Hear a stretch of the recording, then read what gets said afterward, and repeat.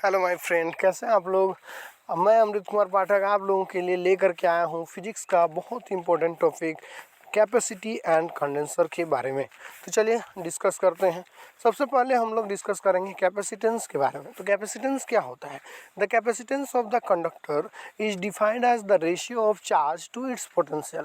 कहने का मतलब है, अगर हमारे पास कुछ चार्ज है और उसका कुछ पोटेंशियल है, दोनों का अगर हम रेशियो निकाल दें तो हम लोगों को कैपेसिटेंस मिल जाएगा, है ना। हम लोगों को क्या मिल जाएगा, कैपेसिटेंस मिल जाएगा। तो कैपेसिटेंस इज इक्वल टू हो जाता है चार्ज अपॉन पोटेंशियल। चार्ज और पोटेंशियल दोनों का अगर हम लोग रेशियो निकाल दें तो हम लोगों को कैपेसिटेंस मिल जाता है। ठीक है, तो कैपेसिटेंस इज इक्वल टू अगर हम लोग डिफाइन करें तो उसको हम लिख सकते हैं चार्ज अपॉन पोटेंशियल के रूप में, यानी कि क्यू अपॉन वी के रूप में लिख सकते हैं। अगर मान लेते हैं हमारे पास जो वोल्टेज है वो 1 वोल्ट के इक्वल है, तब जो कैपेसिटेंस होगा वो हमारे चार्ज के इक्वल हो जाएगा। क्लियर है। अब अगर हम लोग यूनिट की बात करें तो unit of capacitance is 1 farad. Unit अगर हम बात करें तो यूनिट क्या होता है, फराड होता है। ठीक है, कैपेसिटेंस का फराड होता है, यानी कि 1 फराड इज इक्वल टू हो जाएगा 1 कूलम अपॉन 1 वोल्ट, क्योंकि 1 कूलम क्या है, चार्ज का यूनिट है और 1 वोल्ट जो है वो पोटेंशियल का यूनिट है। अगर हम लोग कैपेसिटेंस का यूनिट यानी कि 1 फराड को डिफाइन करना चाहें तो हम कैसे डिफाइन कर सकते हैं।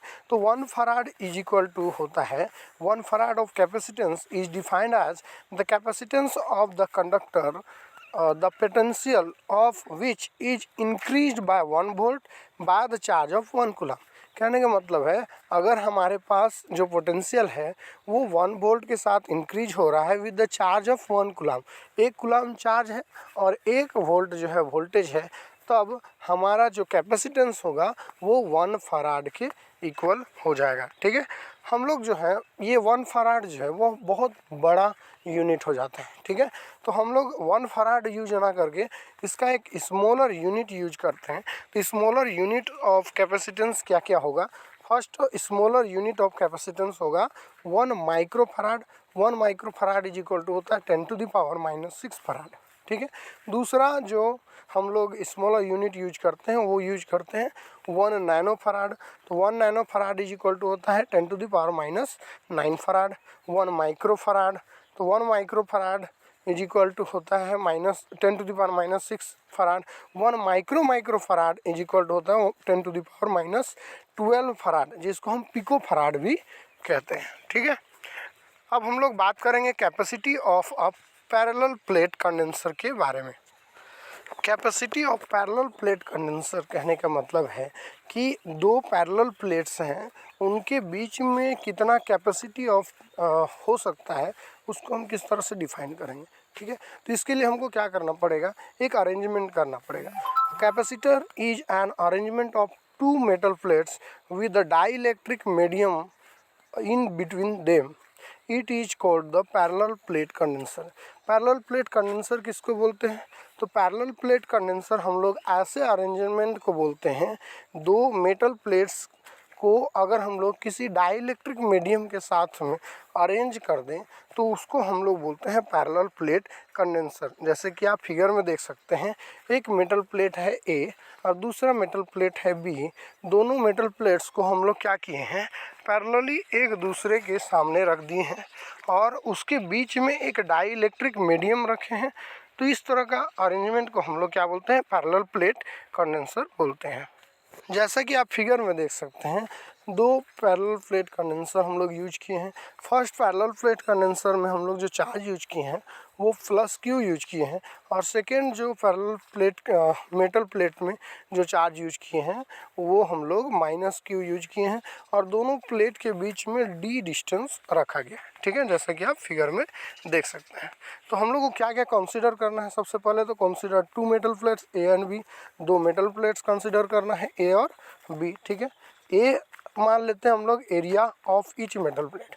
दोनों मेटल प्लेट का जो एरिया है वो इक्वल है, और किसके इक्वल है, ए के इक्वल है। डी जो है वो डिस्टेंस बिटवीन 2 प्लेट्स है, दो प्लेट्स के बीच का डिस्टेंस हम लोग डी मान लिए हैं, और स्मॉल के जो हम लोग लिए हैं वो dielectric constant of the medium between them ले लिए।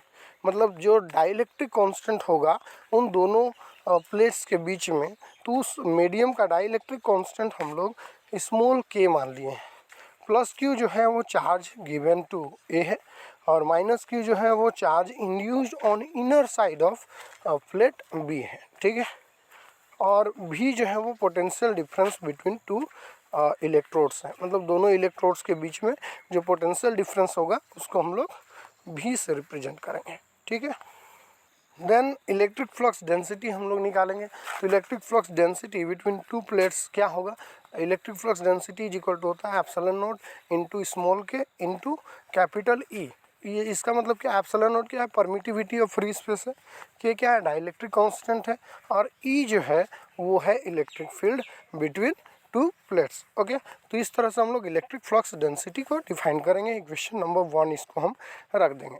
इलेक्ट्रिक फ्लक्स डेंसिटी को हम लोग इस तरह से भी डिफाइन कर सकते हैं कि electric flux density is equal to phi upon A, जहाँ पे फाई क्या है वो इलेक्ट्रिक फ्लक्स के इक्वल है, और फाई जो है वो चार्ज के इक्वल हो जाता है यहाँ पे।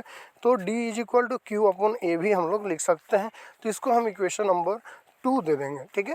अब दोनों इक्वेशन 1 एंड 2 का यूज करते हुए अगर हम लोग दोनों को इक्वेट करेंगे तो हमारे पास जो रिजल्ट आएगा वो क्या आएगा, Q upon A is equal to epsilon naught k into E आ जाएगा, ठीक है। अब Q upon A is equal to हो गया एप्सिलॉन नॉट स्मॉल के, और electric field is equal to होता है V अपॉन डी, ठीक है, potential difference upon distance between them, ठीक है। तो उसको हम यहाँ पे उस फॉर्मूला को पुट कर देंगे, तब हमारे पास जो रिजल्ट आएगा वो क्या आ जाएगा, अगर हम V को इस साइड में ले जाएं तो Q upon V is equal to हो जाएगा epsilon naught small k into A upon D हो जाएगा, ठीक है। जैसा कि हम लोग कैपेसिटेंस का फॉर्मूला जानते हैं, कैपेसिटेंस इज इक्वल टू होता है Q अपॉन V, और यहाँ पे Q अपॉन V हमारे पास रिजल्ट में भी है, तो हम Q अपॉन V की जगह में कैपेसिटेंस C लिख सकते हैं। तो इस तरह से हम लोग C is equal to define करेंगे epsilon naught k A upon D हो जाएगा, जहाँ पर C क्या है, capacitance between two parallel plates, and epsilon not क्या है, permittivity of free space, small के क्या है, डाइलेक्ट्रिक कांस्टेंट है, ए जो है वो area between area in each plates है, और डी जो है वो डिस्टेंस बिटवीन टू प्लेट्स है।